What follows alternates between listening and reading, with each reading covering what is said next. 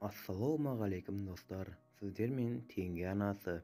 Hurmatli dostlar, sizlerge adamzattың akılına sıymaytın videonu tengi anası sizlerge sunады. Avstriyalik Joseph Rizov 18 yaşka endi tolgan öz kızını 24 yıl boyu tutkundukta saklagan. Onun üstüne adam görünüşündeki bul makluk öz kızını jetülede dawus kaçartırgıç ornatılgan bölmede saktagan.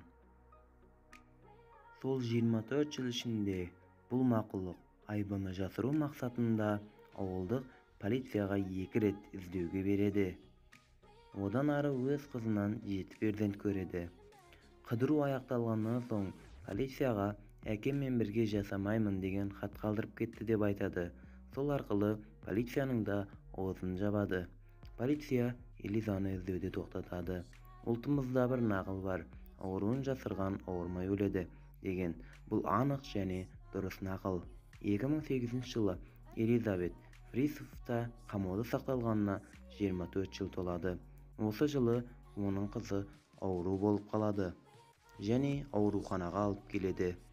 Одан кийин дарыгерлер Элизабеттин кийимдери арасынан хат тауып алады. Элизабет дарыгерлерге әкесinin 24 жыл бою ишинде кылган зулумдуктарын айтып береді. Адам эмес, эсек Жозеф болса, сол жерден туура камоого алынады. Бирок Жозеф әшин камакка эмес, рухий оорулар және колу жип байланып кое алатын азапты камакка жиберилди.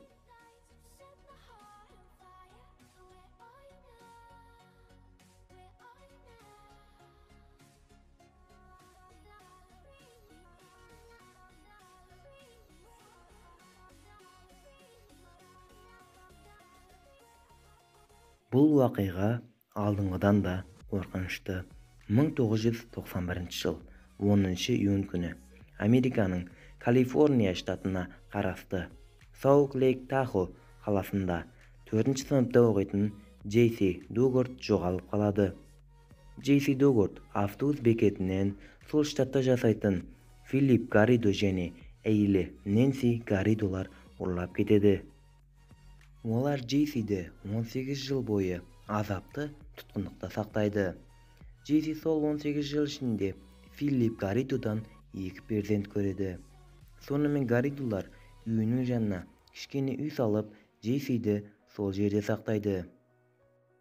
Кызды 11 жыл өткөндөн кийин көргендер танып, оны ауылдык полицияга берди. Гарридолар сол күндүн өзүндө камоого алынады. Осы жеріне назар аударыңызды сурайтын едік.